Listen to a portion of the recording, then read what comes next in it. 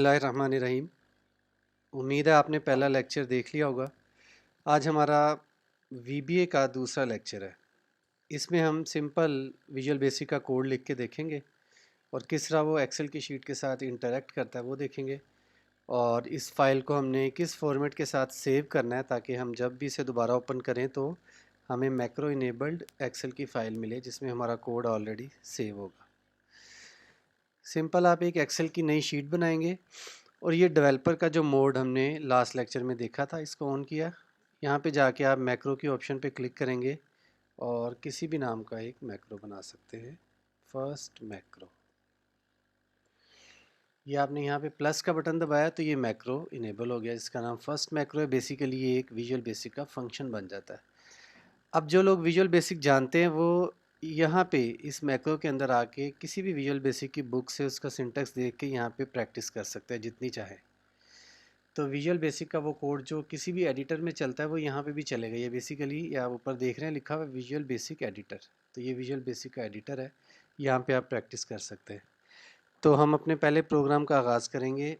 मैं एक simple programme लिखूँगा जो हमें आउटपुट पे in the name of Allah show करेगा।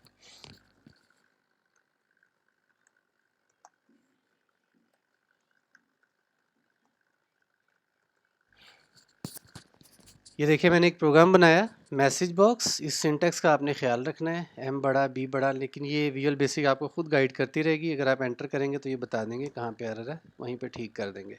तो मैसेज बॉक्स में लिखा हुआ इन द नेम ऑफ अल्लाह, ये नीचे देखें बटन आ रहा है। आपके केस में ये बटन ऊपर आएगा, उस बटन पे आप क्लिक कर देंगे तो आउटपुट पे लिखा आ गया in the name of Allah, message box में लिखा आ गया।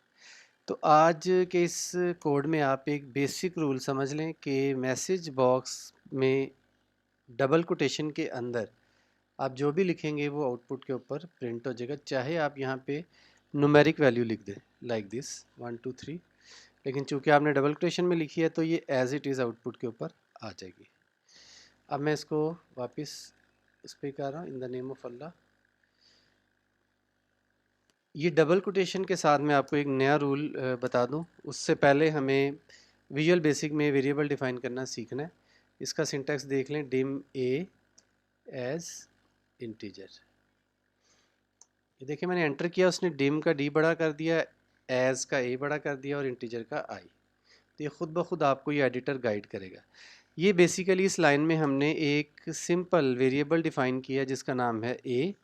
इसकी जगह आप अपना नाम भी लिख सकते हैं, जो भी लिखना चाहे, लेकिन इसके अलावा जो कुछ भी है ये विजुअल बेसिक का सिंटैक्स है, इसे आप चेंज नहीं कर सकते। डिम को आप ऐसे ही लिखेंगे, एज को भी ऐसे ही लिखेंगे और इंटीजर को भी बिल्कुल ऐसे ही लिखेंगे। इसके फर्स्ट कैरेक्टर्स भी कैपिटल होने चाहिए। ये जो दरमियान में अक्सर लिखा है इसकी जगह आप कुछ भी लिख सकते हैं, ए के लिख ले, ए के एच लिख दिया।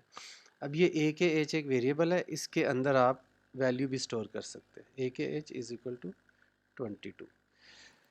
तो मैंने लिखा ए के एच के नाम का एक वेरिएबल बनाया जिसकी टाइप इंटीजर है, उसमें मैंने 22 स्टोर कर दिया और मैसेज बॉक्स में मैंने लिखा हुआ था इन द नेम ऑफ अल्लाह। इसको मैं ख़त्म कर रहा हूँ और इसकी जगह लिखूँगा ए के एच।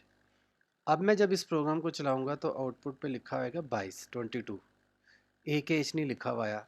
तो मैंने थोड़ी देर पहले आपको बताया था कि जो चीज़ हम डबल कोटेशन में लिखते हैं वो एज इट इज़ आ जाती है। ये देखें, डबल कोटेशन में लिखेंगे तो ए के एच लिखा हुआ आ जाएगा, अगर डबल कोटेशन में नहीं लिखेंगे तो वो कंपाइलर जो है वो देखेगा कि ए के एच में स्टोर किया है 22, तो 22 आ जाएगा। अब आप चाह रहे हैं दोनों चीज़ें शो करनी है तो आप यूँ लिखेंगे, डबल कोटेशन में लिखेंगे ए के एच इज़ इक्वल टू, लेकिन इन दोनों के दरमियान में एक एंड साइन भी लगा दें। अब देखें लिखा हुआ आया ए के एच इज़ इक्वल टू 22, या फिर आप यहाँ पे लिख दें अखज़र इज़ इक्वल टू 22, अक्सर इज इक्वल टू 22। ये देखें डबल कोटेशन में जो लिखा वो एज इट इज़, एंड एक चीज़ डबल कोटेशन के बगैर लिखी उसकी वो वैल्यू ढूंढ के लाएगा, वो लेके आ गया ए के एच इज इक्वल टू ए के एच। अब ये छोटा सा एक प्रोग्राम लिखा है, इसकी डिटेल्स हम बाद में पढ़ेंगे। इंटीजर किस टाइप की क्या रेंज होती है, किस तरह की वैल्यू स्टोर करता है, इसके अलावा कौन कौन से वेरिएबल्स हैं, वेरिएबल टाइप्स कौन कौन सी हैं, लॉन्ग है, डबल है, वो भी हम यूज़ करेंगे। एक नेक्स्ट लेक्चर में हम इसको भी डिस्कस करेंगे। फ़िलहाल हम इस लेक्चर के साथ छोटा सा काम और कर लें कि विजुअल बेसिक के इस कोड की इंटरेक्शन करवाते हैं एक्सेल की शीट के साथ। तो मैं अभी आपके सामने वो कोड लिख रहा हूँ, आप देखें।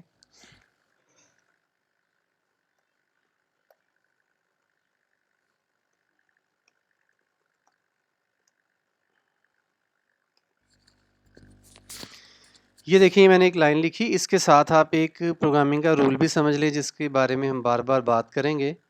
वो ये है कि प्रोग्रामिंग में क्या होता है, इक्वल के राइट साइड पे जो भी वैल्यू होती है, चाहे वो वेरिएबल हो या कांस्टेंट हो या कोई भी वैल्यू है, वो अपनी वैल्यू लेफ्ट इक्वल के लेफ़्ट साइड वाले को असाइन कर देती है।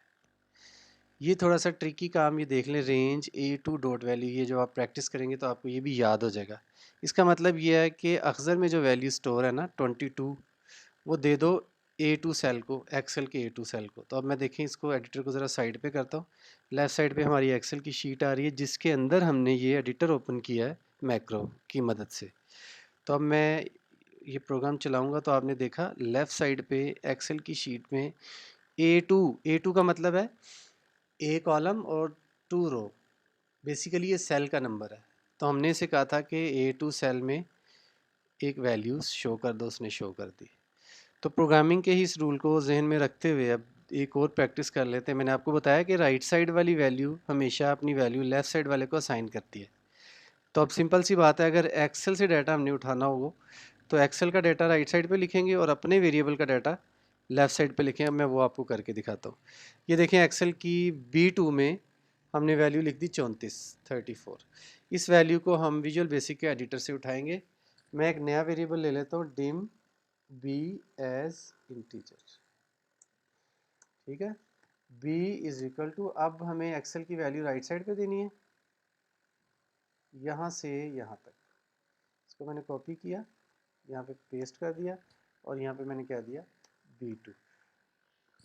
अब मैंने इसे कहा है कि एक्सेल के B2 सेल से वैल्यू उठाओ और हमारे वाले B को दे दो, और इस B को हम मैसेज बॉक्स में प्रिंट करके देखते हैं कि क्या ये 34 वैल्यू लेके आया कि नहीं।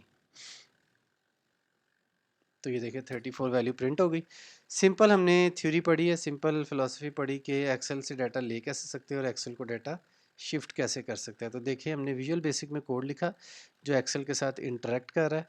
हम इसी कोड में ये भी सीखेंगे कि विजुअल बेसिक में हम कोड लिखेंगे और एक्सेल की शीट के ऊपर फार्मूले जाके फिट हो जाएंगे। तो नेक्स्ट लेक्चर में हम ये भी डिस्कस करेंगे। आज के लेक्चर के लिए इतना ही था। अगर आपने अभी तक चैनल को सब्सक्राइब नहीं किया तो सब्सक्राइब करें, और कोई इशू आ रहा है तो आप कमेंट्स सेक्शन में ज़रूर ऐड करें, मैं आपके हर सवाल का जवाब दूंगा। अस्सलाम वालेकुम वरहमतुल्लाहि वबरकातुहू।